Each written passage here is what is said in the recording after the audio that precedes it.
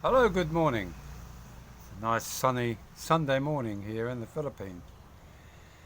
I think we've all, at some stage in our lives, found a situation which we'll call a watershed event. It's a moment in time when, despite all one's efforts, you occasionally get a situation where you discover that after all of your effort, all of your attempts to get your point of view across to your Filipino, the penny drops. And one of those has happened to me. In the process, as you were aware, I've spoken in the past about having a budget of around 35,000 per month. Now, when I say a budget, I think if you watch my budget video done a few days ago, you will understand what I mean, rather than go back over it myself now. But we've sat down in a communication moment and we've realized that in the attempt to try and get common ground, it is important that you get 100% eye contact, no distraction. And when best to do that, of course, is a morning time on a weekend. Especially a weekend because in the weekdays it's very hard when your wife or your girlfriend is off to work every day. But on a weekend, as those with adult children or even teenage children will understand, they spend most of their time awake, like the night owls that are around there in nature. And during the day, of course, they're dead to the world. Their clock operates on a different time scale to ours. When we're in the Philippines, they work on the same one as does in Europe. So, all things being equal, it's a good time to get eye contact and communication going with your partner. And when better to do it? When you're approaching your guapo days, as I call it. The day when I'm only guapo on one day, that's the day I get my pension. All the other days I'm Mr. Punget, Mr. Ugly. Therefore, it was a watershed moment, and it has enabled us to hopefully come to a much better understanding between a foreigner and a Filipino. It enables us to invite an option. And the option really were two. One is the status quo remains. In other words, I spend the money on the things that we think we need to spend them on. Or she spends the money and decides on what to spend it on. To cut a long story short, she's opted to take the cash, not the box, as they used to say, the money or the box. An old English TV program. You guess what's in the box against the money in the hand. Well, what's going to happen, of course, is that I will hand over a certain amount of money. And with that money, it will become her responsibility to decide on how to best spend it.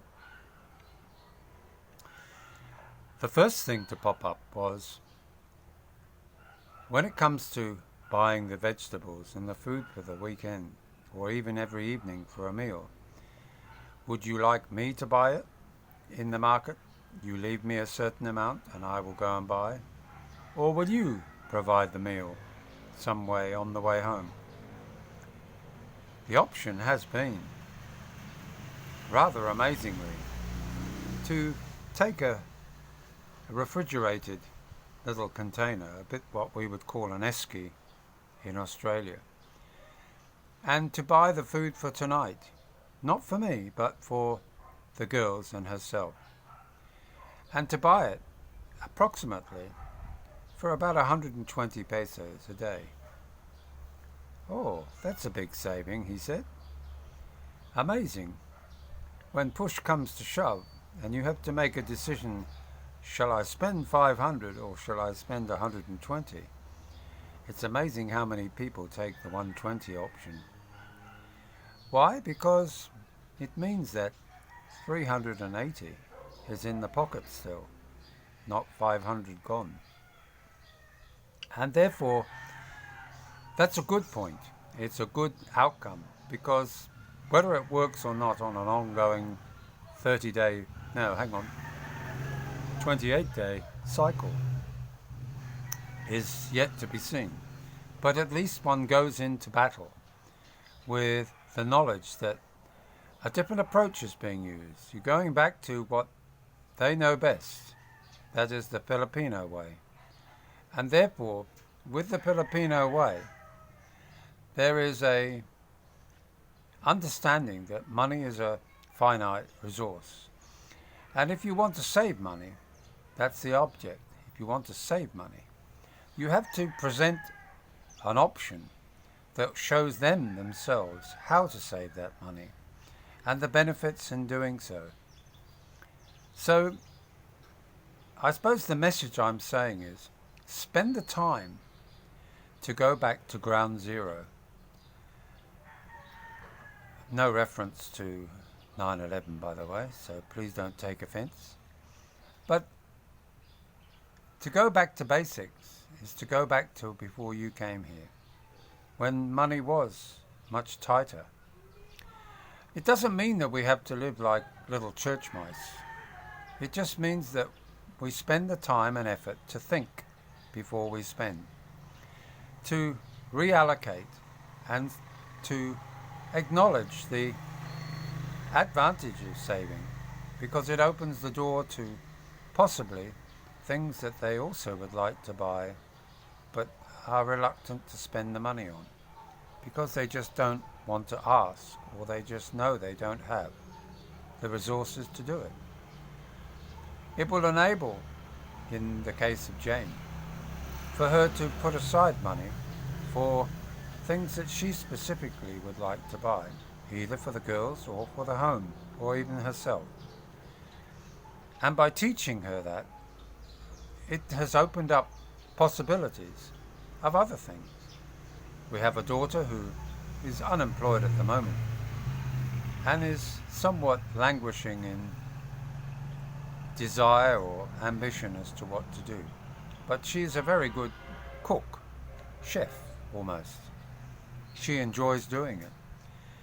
And she suggested, Jane did, that we build and establish the carport as the basis of on-site servery for her daughter to maybe provide nourishing, cheap meals for the local tricycle drivers in the neighborhood.